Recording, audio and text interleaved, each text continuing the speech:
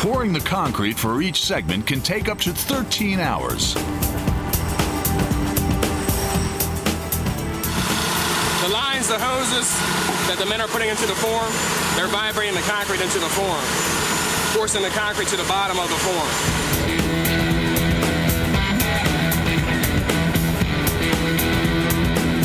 When the concrete is set, the segments are raised out of the casting bed by huge gantry cranes, which can lift 150 tons. I'm coming down.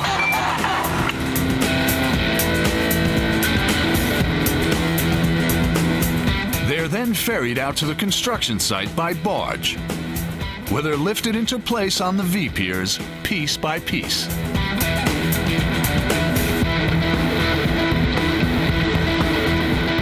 The construction of the V-piers is going on day and night in up to 100-degree heat.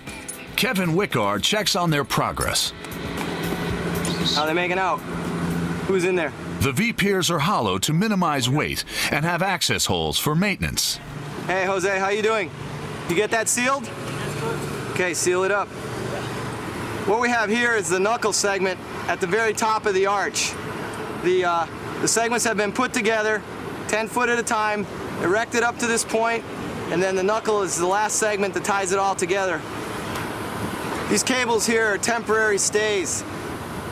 They act to hold the V-pier from falling down until the final tie beam goes through the center, right here, connecting the two knuckles, and then they will be removed. Once the V-piers are complete, steel girders are laid on top to carry the roadway.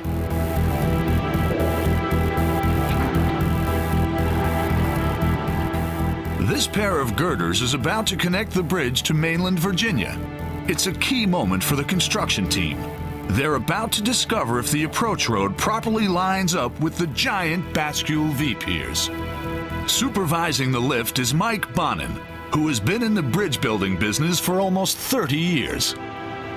It is rather a major event, but now we get to find out whether our survey and geometry control has been tracking properly and that the approach span does indeed meet the bascule. The huge crane that will lift the girder is brought in by barge and secured to the riverbed by a process known as spudding, in which a huge steel pin is driven through the barge into the mud.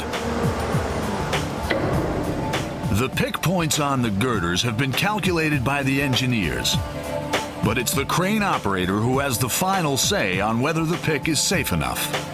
Not only is his life on the line, but also the lives of all the men who are working underneath the steel girders.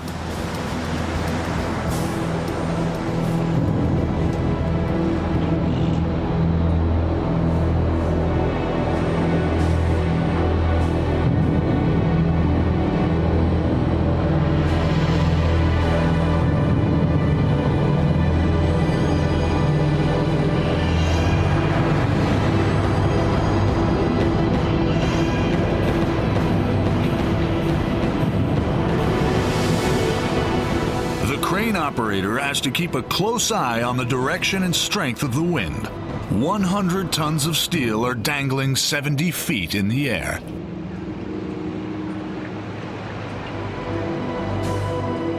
Once an iron worker has grabbed the bottom corner, the girders are lowered on a diagonal so that each set of holes can be pinned and bolted one after another, like the teeth on a zip fastener.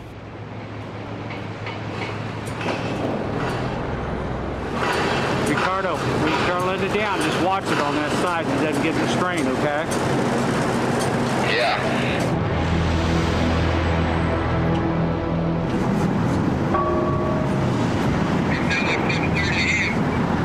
10-4.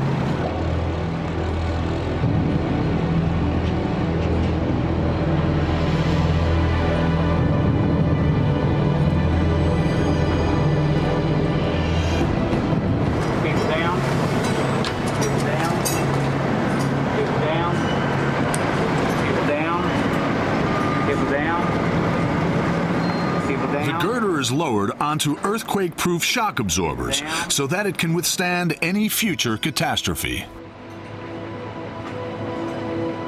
It's a near-perfect fit. All right, we're down. Get it bolted up.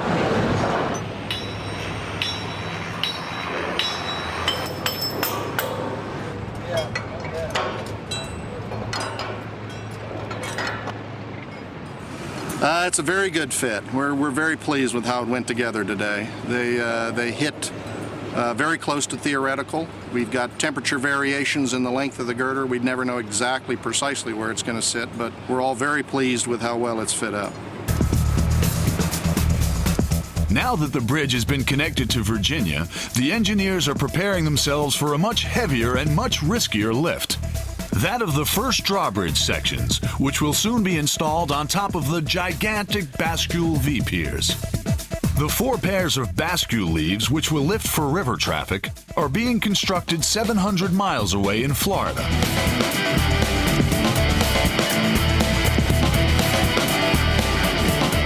It's mid-July, and soon it'll be hurricane season, which could jeopardize the safe delivery of the bridge sections.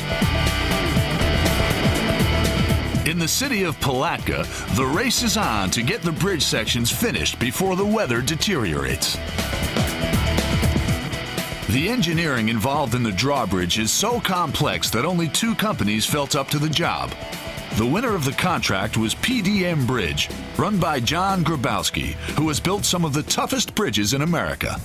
One of the areas that we've specialized in is complex structures. Structures such as bascule bridges, arches, truss bridges, those types of structures. And along with that, there's a higher degree of risk in building those. When you get into complex structures, you're not always certain the challenges that you're going to be faced with because it's not as straightforward. They're not a repetitive type of a structure. In addition to that, there's the safety challenges. These are very, very, very large girders, very heavy pieces. Some of the heaviest pieces are 150 to 160 tons. So handling those pieces and fabricating those pieces have presented a whole new set of challenges for us. In the heavy fabrication shop, 32 employees are working 2 10-hour shifts, 20 hours a day. Here the steel is cut into the intricate shapes which will make up the bascule sections for the Woodrow Wilson Bridge. This is a massive job for the company. Nothing like this has been built before, and the pressure is on to get these enormous pieces finished in time. Fab shop manager is Ben Bristol. This is our heavy fab shop where the big action is. This is intense labor. I mean, these people are in here working through this 10 hours a day in the heat, which gets to 100 degrees each day, along with the heating and welding that goes on. One of the challenges of fabricating this type of a structure is each one is unique in size, in shape, in grade. So we have to custom model each one of these pieces. The girder joints are welded using an automated tractor device. Because of the unusual size of the welds, 8 to 10 passes are made on each joint. Torches heat the metal to 350 degrees Fahrenheit to help prevent cracking when the weld and the base metal cool. These are difficult welds and they have to be perfect. The Woodrow Wilson Bridge is a big challenge for the welding team.